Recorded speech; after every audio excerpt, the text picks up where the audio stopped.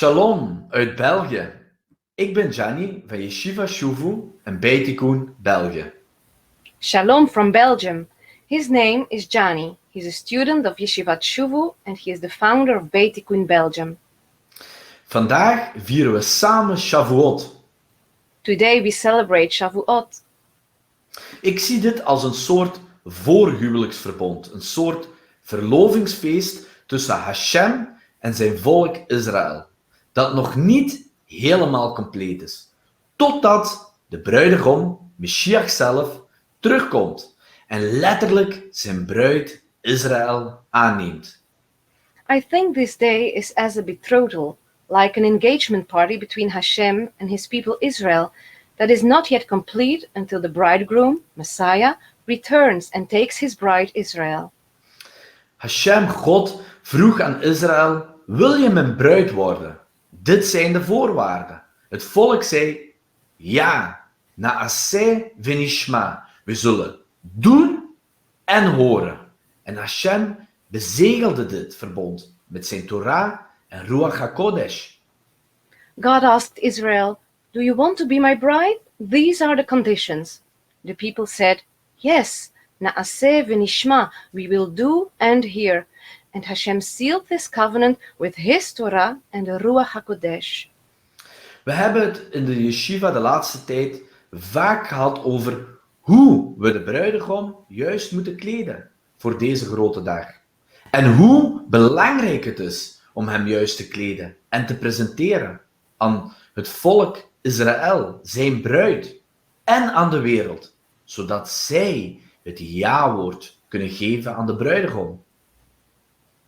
For quite some time we learned in the yeshiva about how we have to dress the bridegroom for this important day and how crucial it is to dress him with the right clothes and present him correctly to his people Israel, his bride, and to the world, so they can say, "I do" to the bridegroom. Als we Openbaringen 7 bekijken, het thema van Shavuot dit jaar, dan zien we dat we allemaal hier uitgenodigd zijn voor dit groot feest. The theme of Shavuot this year is Revelation 7, and there we see that we are all invited for this feast. En elke belangrijke ontmoeting brengt voorbereiding met zich mee. Denk maar eens aan Aaron, de Kohen Hagadol, de hoge priester, die een beeld is van de Meshiach. Hij werd eerst door het volk Israël erkend en dan aangekleed als hoge priester. An important meeting needs a proper preparation. Think about Aharon, the Kohen Gadol, the high priest, who is an image of the Messiah. First, he was acknowledged by the people Israel, and then they dressed him as high priest. Hij moest tot in detail juist aangekleed worden, vooraleer hij in zijn functie kon treden of staan, om zo het heilige der heiligen te kunnen betreden, om daar een ontmoeting te krijgen met de levende God. He needed to be dressed properly before he could assume his position and to be able to go into the Holy of Holiest and have an encounter with the living God. Heel dit gebeuren, dit werk, avodah, was een partnerschap tussen Hashem, de hoge priester, en het volk. En wie had de grootste verantwoordelijkheid in heel dit gebeuren? De verantwoordelijkheid lag helemaal bij het volk, vrienden. This preparation, this avodah, this work, was a partnership between Hashem, the high priest, and the people. But who had the greatest responsibility in this?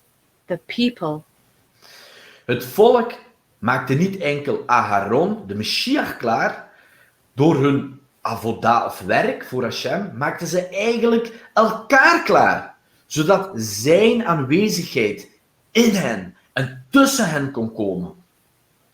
By doing this avodah, this work, the people not only prepared Aharon, who is an image of Messiah, they also prepared each other, so his presence could come inside and amongst them. Vandaag wil ik nadenken hoe wij uit de volkeren en de bruid Israël ons kunnen voorbereiden en klaarmaken voor deze grote dag. Today I want to focus on how we, that is, we from the nations, and the bride, Israel, can prepare ourselves for this important day? De bruidegom is klaar. Hij wacht enkel nog op de bruid en al de genodigden. Als wij klaar zijn, komt hij. The bridegroom is ready. He is waiting for his bride and all of the guests. When we are ready, he will come. Maar de grote vraag is, hoe maken wij uit de volkeren de bruid klaar? Door eerst en vooral te erkennen, vrienden, wie de bruid is. En dat is niet de kerk, maar Israël. Dat was Israël en is dat vandaag nog steeds. How do we from the nations prepare the bride? First and foremost, by acknowledging who the bride is. The bride is not the church, but Israel. It was Israel and it will always be Israel. Als we de keuze maken om Yeshua HaMashiach, Rabbi Yeshua, te volgen en zijn koninkrijk hier op aarde te bouwen, en dat kunnen we vergelijken met de bouw van de Mishkan, dan moeten we eerst werken aan zijn kledij, zijn ambtskleding. If we choose to follow Rabbi Yeshua the Messiah and build his kingdom here on earth, which we can compare with the building of the Mishkan, then we need to focus on his clothes first. We moeten hem en elkaar kleden met heilige kadosh-kledij, apart gezet voor Hashem om in zijn koninkrijk te kunnen functioneren en komen. We must dress him and each other with holy, that's kadosh, clothes, set apart for Hashem to come and operate in his kingdom. Denk maar eens na als je een nieuw werk zoekt. Het eerste wat er gebeurt als je op een nieuw werk komt, krijg je kledij voor het aangepaste werk. Anders mocht je de werkvloer niet betreden. We can compare this with having a new job. There you need appropriate clothing. Als ik Openbaringen 7 lees, moet ik denken aan Parashat Vayakhel. En hij bracht samen. In deze Parashat bracht Moshe Rabbeinu de kinderen van Israël samen om in de Shabbatsrust te komen. When I read Revelation 7, I think of Parashat Vayakhel, he assembled. In this Torah portion, Moshe Rabbeinu assembles the entire assembly of the children of Israel to enter the Sabbath rest. Hier in Parashat 7, in Openbaringen 7, worden we allemaal uitgenodigd en samengebracht onder het mandaat van Mashiach, vanuit de 4 hoeken van de aarde, om in zijn Shabbatsrust te komen. In Revelation 7, we are invited and gathered from the 4 corners of the earth under the mandate of the Messiah to enter his Sabbath rest. Uw Shabbat vertegenwoordigt het Messiaanse tijdperk en de voltooiing van de Geula, de ultieme verlossing. The Sabbath represents the Messianic era and the completion of the Geulah, the final redemption. Chazal, de wijze, zeggen in Shemot Rabbah 25, vers 12, als heel Israël ook maar 1 Shabbat naar behoren zouden houden, zou Mashiach ben David komen. Waarom? Omdat het gelijk staat aan alle mitzvot geboden. The sages say in Shemot Rabbah 25 verse 12, if all of Israel were to keep Shabbat properly for even a single day, the Messiah ben David would come. Why? Because it is equivalent to all of the commandments. Vrienden, dit betekent dat we de komst van de bruidegom kunnen bespoedigen. Door onze daden, onze mitzvot, geboden, die we hier op aarde doen. This means that we can hasten the coming of the bridegroom through the observance of the mitzvot, the commandments, here on earth. Niet onze redding kunnen we verdienen. Dat kunnen we nooit. Dat heeft hij voor ons gedaan. Maar we kunnen wel zijn komst bespoedigen. En hoe doen we dit? We cannot earn our salvation. Never.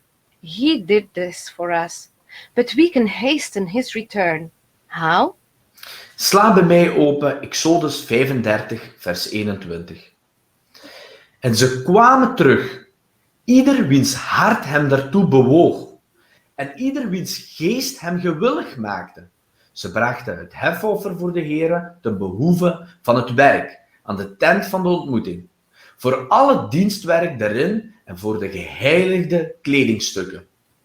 In Exodus 35, verse 21, it says, "And they came, everyone whose heart stirred him, and everyone whose spirit made him willing, and brought Adonai's offering for the work on the tent of meeting, for the service in it, and for the holy garments." Ik wil jullie 4 punten vanuit dit vers meegeven, die volgens mij cruciaal zijn in hoe wij ons en de bruid klaar kunnen maken voor deze grote ontmoeting. I want to point out 4 things in this verse that I think are crucial in the preparation of ourselves and the bride for this important meeting. Het eerste, wiens hart hem ertoe bewoog, Nesao libo. At first, whose heart stirred him. In Hebrew, Nesao libo. Het tweede, wiens geest hem gewillig maakte, na deva ruach o. Secondly, whose spirit made him willing. Nadeva rucho. Derde, het bracht het hefoffer ten behoefte van het werk, het trumat limlechet. Thirdly, the offering for the work. Et trumat limlechet. En als laatste, het vierde punt, dienstwerk voor de geheiligde kledingstukken. Avodato ulvi gedei hakodesh. And lastly, the service for the holy garments. Avodato ulvigdei hakodesh. Als we het eerste punt nemen, Nesao libo, dat betekent letterlijk je hart omhoog heffen. Je hart moet zich voor hem verheffen. En dat betekent niet enkel je gevoelens of emotie, maar dat betekent heel je wezen, je gedachten moeten zich naar hem toekeren. The first one, Nesao libo, whose heart stirred him, is literal whose heart uplifted him. Your heart needs to be uplifted for him. This means not only your emotions, but your mind, your whole being, that needs to be focused on Hashem. Nadeva ruacho komt van nadav. Nadav betekent bij te dragen, om een offer te wijden als een gift, een donatie aan de tempel. Iemands ruach, geest, die bereid was om deel te nemen en om te geven, zich toe te wijden en het beste van zichzelf te geven. The second point is nadeva rucho, and we hear the word nadav, that means to contribute, to dedicate an offering as a donation or gift to the temple. This means someone's ruach or spirit was willing to participate and give, to dedicate himself and to give the best of himself.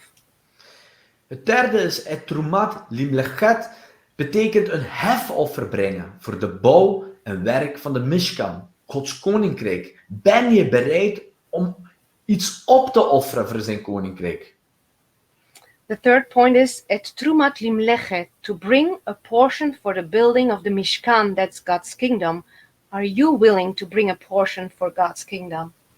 En als laatste, avodato ulvi gedei hakodesh, dienstwerk verrichten om de kledingstukken van hem te heiligen.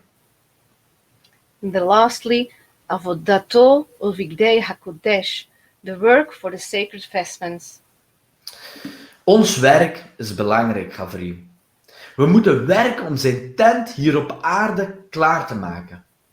Zodat onze hemelse hoge priester spoedig komt. En als koning kan regeren over deze wereld. En alles zal herstellen zoals Hashem het bedoeld heeft. The work we do is important, friends. We need to prepare his tent on earth in order for our heavenly high priest to come soon, so he can reign over the world and restore everything as Hashem meant it to be. De grote vraag is, ben je bereid om je hart op te heffen voor hem? En jezelf op te offeren voor zijn werk? Laat dit je enige motivatie zijn. Are you willing to uplift your heart for him and to sacrifice yourself to do the work? Let this be your only motivation. Op het einde van het vers wordt er gesproken over geheiligde kledingstukken. We weten dat kledij heel belangrijk is. Dit bepaalt welke status deze persoon heeft, met welke doel hij komt en welke autoriteit hij draagt. The end of the verse speaks of sacred vestments. We know that clothing is very important. This represents the status of the person or his authority and the purpose of his coming. In het begin heeft Hashem zelf de eerste mens, Adam, gekleed na de zondeval. Met kleren van huiden, zegt onze vertaling. In the beginning, God dressed the first man, Adam. Our translation speaks of garments of skin. Maar als we hier kijken in Genesis 3, daar staat er kotonet or. But it literally says in Genesis 3, Ketonet or. De Midrash zegt dat Hashem Adam bekleed heeft met de huid van een slang, van een nagash. The Midrash says that God clothed Adam with the skin of the snake, that's nagash. Als we het woordje nagash nemen, de noen, de get en de shin, dan hebben we dat in gematria 358. The word nagash, snake in Hebrew, has the gematria value of 358. Dat is dezelfde waarde of gematria waarde als Mashiach. Mashiach, his name, has also the numerical value of 358. De slang veroorzaakte dat wij in ballingschap gingen. En Mashiach zal ons uit de ballingschap brengen. The snake caused exile, and Messiah will take us out from the exile. En Hashem heeft Adam bekleed voor deze job met de huiden van de nagash. Hij heeft hem bekleed met Mashiach. So Hashem dressed Adam with the skins of the nachash, of the snake, so you could say with Messiah. Kotonet or. Als we het woordje kotonet nemen, gewaad of tuniek, dienstkleding, dit bepaalt het doel van je taak. Ketonet or. Ketonet means a garment or tunic. It determines the purpose of my task. Or betekent licht. And or means light. De mens, Adam, is gemaakt om het licht, de or van Hashem te brengen en te zijn in deze wereld. Man, Adam, is created to bring the light, the or of God in the world, and to be the light in the world. Nu, Rabbi Shapira vertelt in zijn boek The Besorah According to COVID-19 uitgebreid over de ketonet pasim, de veelkleurige gewaad van Josef. Rabbi Shapira talks extensively about the Kotenet Pasim, the multicolored robe of Joseph, in his book The Besorah According to the COVID-19. Dat het om dit gewaad gaat in de Acharit Hayamim, in de laatste dagen. En over de 10 broers die de natieën, iedereen vertegenwoordigen. Die dit gekleurd gewaad van hem afgetrokken hebben. En in bloed, in dam, dat er rood uitziet, gedompeld hebben. En zijn vader, Yaakov, Israël, de tonen. He explains that this garment is key in the Acharit Hayamim, the last days. He talks about the 10 brothers that represent the nations who took this garment from him and dipped it in the blood, that's dam, red, and showed it to his father Yaakov, Israel. Door deze daad zijn de zonen uiteindelijk in Mitzrayim, in Egypte, geëindigd als slaven. Because of this, the sons eventually ended up being slaves in Mitzrayim, that's Egypt. Nu, Hashem redt zijn volk met uitgestrekte arm uit Mitzrayim, uit Egypte. En nu staan ze hier op Shavuot voor Hashem en ze zeggen, ja, van Naaseh Nishma, we zullen doen en horen. En nu kan tikkun, herstel beginnen, vrienden. Hashem saves his people out of Egypt with an outstretched arm. And on Shavuot they stand before Hashem and they say, yes, Naaseh v'nishma, we will do and hear. Now tikkun, that is restoration, can begin. Ze beginnen aan de bouw van de Mishkan en het eerste wat ze moeten doen is deze ketonet maken voor Aaron, zodat hij verzoening kan brengen. They start building the Mishkan, and the first thing they have to do is making this kotonet for Aharon, so he will be able to bring atonement. Iedereen moest de juiste materialen en kleuren bijeenbrengen voor dit linnen onderkleding, de efod, wat een gestreept gewaad is, de gekleurde stenen op de borstplaat brengen. They start building the Mishkan, and the first thing they have to do is making this kotonet for Aharon, so he will be able to bring atonement. Everybody needed to bring the right materials and the right colors in order to make the linen undergarments, the ephod, that is the striped robe, and the colored gemstones for the breastplate. Maar welke kleur zie jij vandaag? Voeg jij vandaag kleur aan Mashiach ben Yosef zijn ketonet? Which color do you see today? Do you add color to the kotonet of Messiah ben Joseph? Door de juiste materialen te brengen. En dat is Torah en mitzvot. Heilig je zijn gewaad, zodat zijn licht en jouw licht kan schijnen. Of zie je zijn ketonet nog steeds rood, dam, van Edom, wat Rome vertegenwoordigt. If you bring the right materials, that is Torah and mitzvot, you sanctify his garment so he can shine his light and you can shine your light. Or is his kotonet still red to you? That means dam, Edom. Vooraleer Israël zijn koningschap erkent en zijn gekleurde gewaad terugziet, moeten eerst wij het gekleurd zien. En terug kleur geven. En dit gebeurt in kleine stapjes. Before Israel will acknowledge his kingship and will see his colored garment again, we have to see its colors and give it its colors back. We do this step by step. Hier zien we dat door deze avodah, deze werk en mitzvot geboden letterlijk op te volgen, herstel gekomen is in het priesterschap. En dat God voor een weg zorgt van verzoening. This teaches us that by carefully doing the avodah, the work, and following the mitzvot, the commandments, that restoration comes in the priesthood and God provides a way of atonement. Laten we nu samen herstel brengen, ook herstel brengen in zijn koningschap, door hem terug te kleden met deze ketonet passim, gekleurd gewaad, dit koninklijk gewaad. Let us bring restoration together, restoration in his kingship, by dressing him with this kotonet passim, this multicolored garment, this royal garment. Israël moest de hoge priester en de koning erkennen en zeggen, wij willen u als koning. Anders kon de koning nooit koning worden over Israël. Israel had to acknowledge the high priest and the king, and they had to say, we want you to be our king. Otherwise the king could never become king over Israel. Willen wij vandaag Israël, de bruid, klaarmaken, zodat de bruidegom kan komen? Do we want to prepare Israel, the bride, so the bridegroom can come? Dan moeten we kleur brengen aan zijn ketonet.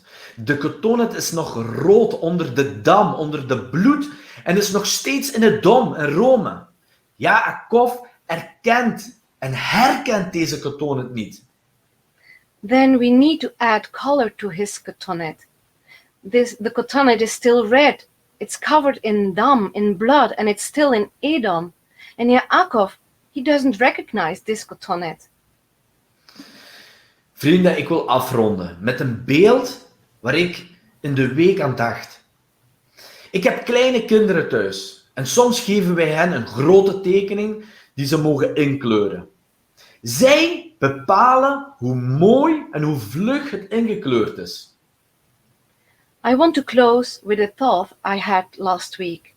I have 2 little boys. Sometimes we give him a large drawing to color. They decide whether they color it nicely and fast or not. Wij vertegenwoordigen allemaal een kleur. Wij in België kleuren een deel van de kotonet van Mashiach. In Nederland kleuren ze een deel in. In Italië, in Brazilië, in Afrika kleuren ze allemaal een deel in. We all represent a color. We, in Belgium, color a part of the cotonet of Messiah. The Netherlands color a part, Italy, Brazil, Africa. We all add a color.